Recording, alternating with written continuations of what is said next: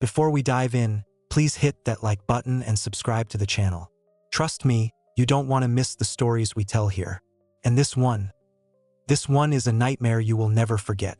Today, we explore how two fitness influencers attempted one of the world's deadliest peaks.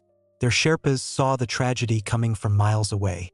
But blinded by arrogance and vanity, these women mistook gym strength for high-altitude survival and belittled their Sherpas' experience. What unfolded above 25,000 feet forced their guides into haunting choices that no amount of training could have prepared them for. Let me take you back to September 22, 2016. Manaslu Base Camp sat at 15,750 feet on a broad glacial shelf at the head of the Samagoun Valley. The monsoon had not fully released its grip on the Himalayas. Low clouds clung to the ridgelines most mornings, burning off by midday to reveal Manaslu's north face. An enormous sweep of snow, rock, and hanging ice that rose more than 11,000 vertical feet from where the tents were pitched. The air carried the smell of damp stone and glacier melt. Wind moved through camp in irregular gusts, rattling guy lines and sending prayer flags snapping against a sky that couldn't decide between gray and blue. Compared to Everest, Manaslu Base Camp was quiet. Roughly 70 climbers occupied the site across 6 commercial expeditions. Their tents were grouped in loose clusters separated by boulder fields and snowmelt channels. Generators hummed from the larger mess tents, and radio chatter drifted between camps in a mix of Nepali, English, and Korean. The climbing season was just beginning. Ropes were still being fixed on the upper mountain, and the first acclimatization rotations hadn't started. Among those settling into base camp were Brooke Callahan and Jenna Hart, both from San Diego, 27 and 26 years old respectively. Both carried the kind of fitness that looked impressive on camera but had never been tested above 20,000 feet. Brooke had built a combined social media following of roughly 75,000 across Instagram and YouTube through fitness content, lifestyle optimization posts, and aspirational messaging that framed every challenge as a narrative of personal triumph. She monetized that audience through sponsorships with activewear, supplement, and gear companies. The Manaslu expedition, partially funded by a $10,000 sponsorship package from a mix of smaller activewear and supplement brands that required regular branded posts from altitude, was her most ambitious content project to date. Jenna was Brooke's best friend and content partner, with a following of approximately 40,000 built largely through association with Brooke's brand. Where Brooke was assertive and decisive, Jenna was quieter, more cautious by instinct, and consistently deferential to Brooke's judgment. That dynamic had worked well in every context where confidence and energy were enough to carry results. Mountaineering above 26,000 feet was not one of those contexts. Their climbing experience was thin. Both had summited Kilimanjaro together 14 months earlier, a guided trek that required endurance but no technical skill. Brooke had completed a basic mountaineering course on Mount Rainier afterward, learning crampon use, ice axe arrest, and rope travel over 2 days of instruction. Jenna had climbed Island Peak in Nepal 6 months before Manaslu, a guided ascent to 20,305 feet that represented her only Himalayan experience. That Island Peak summit gave both women a reference point that would prove dangerously misleading. 20,305 feet and 26,781 feet are separated by more than 6,000 vertical feet, a zone where the rules of human physiology change completely. But from base camp, that difference existed only as a number. They had applied to several Everest operators initially, but Brooke redirected to Manaslu after 2 rejections cited insufficient experience. Manaslu's reputation as a more accessible 8,000er made it an easier sell to operators willing to accept clients on the margins. A Nepali company took their booking based on the Kilimanjaro summit, Jenna's Island Peak climb, signed liability waivers, and a fitness questionnaire that gym credentials satisfied without difficulty. The total cost was $38,000 per person, with supplemental oxygen provided for the summit push. Assigned to guide them were 2 men whose combined experience exceeded anything the women could comprehend from a base camp briefing. Kancha Tendu was 41 years old, originally from Bong Village in the Salakumbu district. He had 17 years as a high-altitude guide, 6 Everest summits, and 4 Manaslu summits. He was known within the guiding community as deliberate and observant, the kind of guide who reads clients within days and adjusts his expectations accordingly. He supported aging parents in Bong and a wife in Kathmandu recovering from gallbladder surgery, whose medical bills had consumed most of the previous season's earnings. Furba Chaitin was 36, from Gyudal in the Kotang district, with 12 years of experience and 3 Manaslu summits. He was more vocal than Kancha, blunt with clients in a way that some appreciated and others resented. He carried a directness born from years of watching people underestimate mountains and overestimate themselves. He supported 2 younger siblings whose school fees and Kathmandu expenses depended entirely on his seasonal income. Both men understood the economic architecture of their profession, the fee structure that made walking away from a client financially ruinous, the operator relationships that could end a career if a guide was labeled difficult, and the reality that every season required balancing professional judgment against the constraints that kept their families fed. Kancha was assigned to Brooke. Furba was assigned to Jenna. The assignments were made by the expedition leader, Dawa Sanji, based on temperament-conscious patience for Brooke's dominance, Furba's directness for Jenna's uncertainty. The first signs appeared during the expedition briefing on September 24th. Dawa gathered the team in the mess tent to outline the route, the acclimatization schedule, and the objective hazards.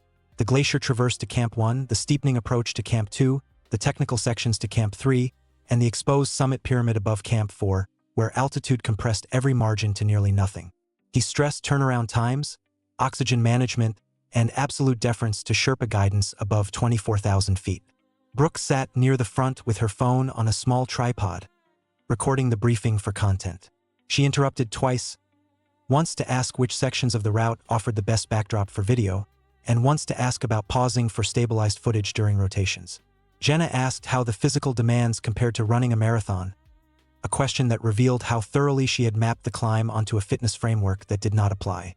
Dawa explained that altitude was not a fitness test. The strongest body in the world still required weeks of gradual adaptation. Cardiovascular conditioning helped, but could not override the physics of oxygen pressure at extreme elevation. Across the tent, Kancha caught Furba's eye. Neither man spoke. That look carried 17 and 12 years of watching clients arrive with confidence built on the wrong foundation. Over the following days, Brooke and Jenna established a routine that other climbers noticed.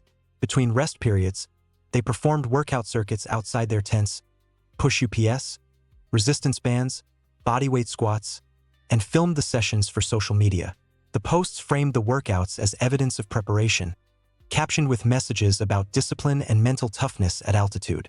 Other climbers watched with reactions ranging from amusement to open concern. The exercises burned calories their bodies needed for acclimatization and recovery, but the content performed well online, which reinforced the behavior. The first rotation to Camp 1, approximately 18,700 feet, began on September 27th. The route climbed gradually across the glacier before steepening through snow slopes and crevasses fields. Their gym-conditioned legs carried them at a pace that kept them with the group. The altitude had not yet reached the threshold where fitness stops compensating for thin air. The smooth progress reinforced a conclusion both women wanted to reach, that their preparation was working. Kancha watched Brooke stop 4 times to film selfie narration, wide shots of the glacier, footage of her boots in the snow. Each stop lasted 2 to 4 minutes and broke the rhythm that efficient climbing required. At this altitude, the delays cost time but not safety. Higher up, the calculation would change. Jenna's breathing was audibly labored on the steeper sections, her inhales sharp and fast. Furba noted the sound without comment. First rotations often reveal a climber's ceiling, and what he heard suggested Jenna's was lower than she believed. The second rotation to Camp 2, approximately 21,000 feet, changed the equation.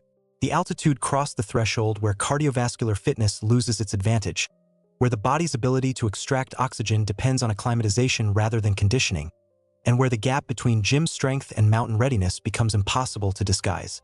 Both women slowed dramatically.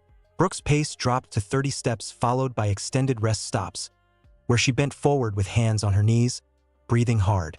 Jenna fared worse, her breathing rapid and shallow even during pauses, her movements clumsy in ways altitude alone didn't explain. At Camp 2, Furba checked her oxygen saturation, 71%. That was low enough to warrant close monitoring and a serious conversation about trajectory. That evening, Kancha found Furba near the cook tent. The conversation was brief and carried the weight of experience rather than speculation. Kancha did not believe either woman would make it past Camp 3. Furba agreed, but added what both men understood. There was nothing to be done until the mountain demonstrated the problem in terms the clients couldn't argue with. Until then, the women would interpret every warning as excessive caution and every completed rotation as proof that the warnings were wrong. The rotation to Camp 3, approximately 23,000 feet, stripped away what remained of the illusion. The route steepened significantly through snow and ice terrain that demanded sustained effort on legs that altitude was steadily weakening. Brooke reached camp but arrived in a condition she had never experienced in any gym, on any trail, or on any previous climb. Her hands trembled when she tried to unclip from the fixed line. Her appetite had vanished entirely, replaced by nausea that made the sight of food repulsive. Her movements were slow and mechanical, each action requiring deliberate thought that should have been automatic. Jenna required physical assistance from Sherpa for the final 400 feet. Her legs gave out twice on the steeper pitches, her crampons scraping across hard snow without the controlled precision that safe climbing demanded. Concha checked Brooke's oxygen saturation, 68%. Sherpa checked Jenna's, 67%. Both numbers were dangerously low for 23,000 feet and had trended in the wrong direction across every rotation. The Sherpas delivered their recommendations separately but identically. Those numbers at that altitude meant the summit push would almost certainly result in incapacitation above 25,000 feet, even with supplemental oxygen. The recommendation was descent and termination of the climb. Brooke rejected it immediately. She cited 18 months of preparation, sponsorship obligations, the $38,000 investment, and Island Peak as evidence that they could handle the altitude. The fact that Island Peak topped out more than 6,000 feet below Manaslu's summit did not register as relevant. She had trained for this. She had paid for this. She was continuing. Jenna's response was different, and it represented the moment that might have changed everything. When Sherpa finished explaining what the numbers meant, Jenna asked him directly whether he believed she would make it. Sherpa answered honestly. He told her the mountain had already given her the answer, and ignoring it would not change what her body was telling them both. Jenna's expression shifted, the look of someone whose instinct aligned with what she was hearing, but whose social architecture pulled in the opposite direction. For several seconds, the outcome balanced on her response. Then Brooke intervened. She reframed the hesitation as weakness, invoked their shared commitment, reminded Jenna of everything they had sacrificed to reach this point, and closed the conversation with the same confidence that had carried them through every previous challenge. Jenna followed Brooke's lead the way she always had. The moment passed. Word had already circulated among other Sherpas on the mountain. Several experienced guides from other teams had noted the women's deterioration and commented privately that a summit attempt would be dangerous. Concha and Sherpa were not the only people who could see what was coming. Brooke escalated to Dawa, pushing for a guarantee of no forced turnaround. Dawa refused but laid out the reality. He backed his Sherpa's assessment on the record and required both women to sign additional written acknowledgement that they were continuing against Sherpa recommendation. He would not physically override paying clients who had signed waivers. The paperwork protected the operator. It did not protect the climbers.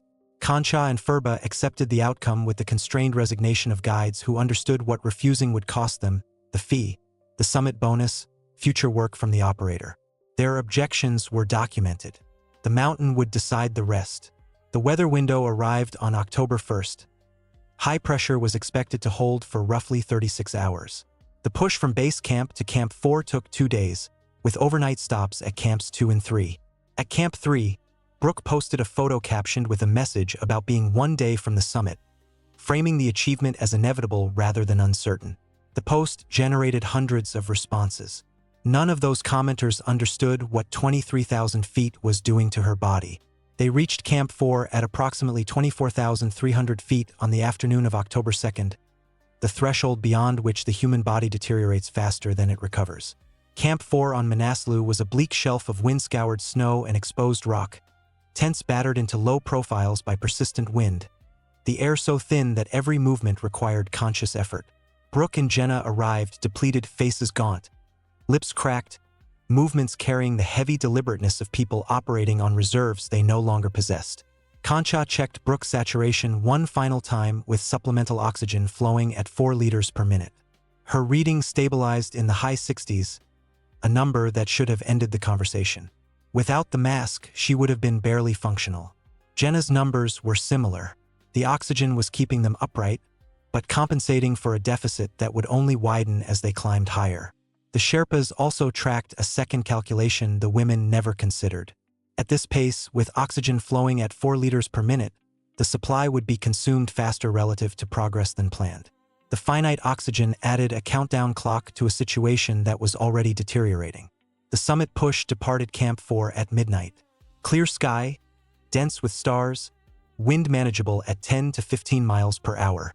Temperature near -20 degrees Fahrenheit before wind chill. The route climbed across a broad plateau before steepening through the summit pyramid, a final 2,400 vertical feet of increasingly exposed snow, ice, and rock that demanded everything a climber had left to give. They moved as 2 pairs, Concha with Brooke in front, Furba with Jenna behind, separated by roughly 100 feet of fixed rope. Other teams climbed in the same window, headlamps forming a scattered chain of light on the slope. Supplemental oxygen hissed through regulators, and crampons crunched on hard snow in a rhythm that slowed steadily as altitude accumulated. Both women deteriorated at the rate Concha and Furba had predicted. The oxygen masked the severity initially. They were moving, breathing, responding, but the underlying hypoxia was worsening beneath the assist. Brooke's pace dropped from steady to labored within 2 hours. Her rest stops grew longer, her headlamp beam dipping as her head drooped between efforts. Jenna fell behind almost immediately, her steps uneven on terrain that required precision. By 4 a.m., above 25,500 feet, Jenna stopped functioning coherently. She sat down in the snow and did not respond when Furba directed her to stand. When he repeated the instruction, she turned her head slowly, but her eyes did not focus. She attempted to speak, but the words came out fragmented and disconnected. Syllables dropped as if her brain could no longer assemble language properly. Furba administered dexamethasone from his medical kit to slow the brain swelling and began turning Jenna around, repositioning her on the fixed line and starting the slow work of lowering a semi-conscious woman through steep terrain in darkness. Brooke saw it happen from 100 feet above. She watched Furba turn Jenna downhill. She watched her best friend being lowered rather than walking under her own power. Concha seized the moment. 2 teams descending together was safer. The oxygen supply was draining faster than planned, and Jenna's collapse demonstrated exactly what he had warned about since Camp 3. Everything he had said was playing out on the slope below them in real time. Brooke refused. She was still upright, still moving. Turning back meant the entire expedition, the money, the sponsors, the content, the 18 months of preparation, was for nothing. She had not climbed this far to descend behind her friend on a fixed rope. She pushed higher. Concha continued with her. Not because the money overrode his judgment, but because leaving her alone above 25,500 feet was something he could not do. She was his client, and she was climbing into a place where being alone meant being dead. He followed because the alternative was worse than what following would cost him. Around 6:15 a.m., at approximately 26,300 feet, roughly 500 vertical feet below the summit, just inside the death zone, Brooke collapsed. She sat down in the snow, and her body folded forward as if the structure holding her upright had simply failed. Her eyes were open but unfocused, scanning nothing, responding to nothing. When Concha attempted to lift her, her legs buckled immediately. Her arms hung without coordination. The cerebral edema that had been building for hours had crossed the threshold where the brain could no longer manage basic function. Concha administered dexamethasone and adjusted her oxygen to maximum flow, sacrificing supply duration for immediate effect. The drug bought partial function. Brooke's eyes regained a trace of focus. She could bear weight on her legs with support, but the improvement was fragile, temporary, and already fading against the altitude that continued its work regardless of intervention. He began the descent immediately, short-roping Brooke to his harness and lowering her through terrain that demanded technical management with a person who could not contribute to her own survival. Meanwhile, Furba's descent with Jenna had become a survival scenario. The dexamethasone had failed to hold. Jenna lost consciousness entirely on a steep section above camp, for her body going limp on the rope with a finality that changed the physics of everything Furba was doing. He was lowering dead weight while wind increased from manageable to dangerous and visibility shrank as clouds pushed up the valley. 2 climbers from a Korean expedition descending nearby stopped to help. They managed Jenna's weight through the steepest section for roughly 40 minutes before their own guide insisted they continue down. Sherpa was alone again. Back above, Concha's descent was unraveling. At approximately 25,800 feet, working across a section where ice-coated rock met snow, his crampon caught on an edge and he stumbled. Brooke's weight amplified the imbalance. Both slid. Concha arrested the fall within 15 feet, but the impact broke 2 ribs and stripped the glove from his left hand. The cold seized his bare skin instantly. He continued. Adrenaline overrode the rib pain for the first minutes, though each breath produced a grinding sensation that confirmed the fractures were real. His exposed left hand was freezing, frostbite beginning its quiet destruction of tissue that would never regenerate. He lowered Brooke another 500 vertical feet through anchor transitions that took twice as long as they should have. His movements slowed as the cold, the broken ribs, and the altitude compounded into a deterioration he could feel accelerating. At approximately 25,300 feet, where the fixed line crossed a relatively sheltered traverse, Concha made the decision the situation forced. He could not move her further alone. His hand was failing. His ribs made every lift agonizing. Continuing meant both of them dying on the slope rather than just one. He anchored Brooke to the fixed line with redundant attachment points, checked her oxygen, nearly empty, positioned her as securely as the terrain allowed, and began descending alone toward Camp 4. The 1,000 vertical feet took nearly 2 hours on broken ribs, a frostbitten hand pressed against his suit, and an exhaustion so deep that his vision narrowed to the rope in front of him and nothing else. He arrived at Camp 4 unable to stand, collapsing into the first tent he reached. Sherpa had already lost the fight for Jenna. She never regained consciousness.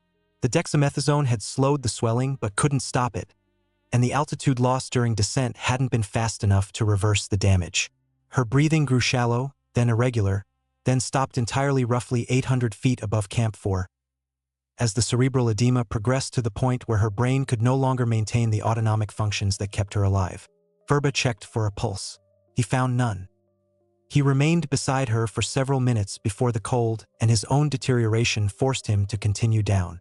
His right knee, which had absorbed the braking forces of the lowering for nearly 5 hours, had swollen to the point where bending it produced a sensation like tearing. He limped into Camp 4 with ligament damage that would never fully repair. The following morning, when weather allowed movement, Sherpas from a neighboring expedition pushed up to the traverse where Concha had anchored Brooke. They found her clipped to the fixed line in the position he had left her. Motionless. Brooke Callahan was dead, cerebral edema and overnight exposure at 25,300 feet.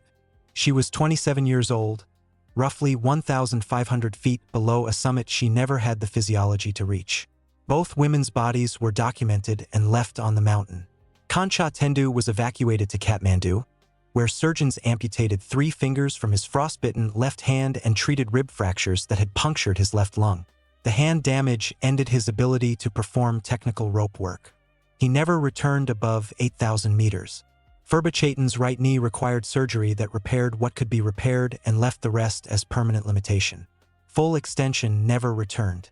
His high-altitude career ended on the same mountain, the same season, for different injuries sustained doing the same thing, trying to bring down clients who should never have been above Camp 3.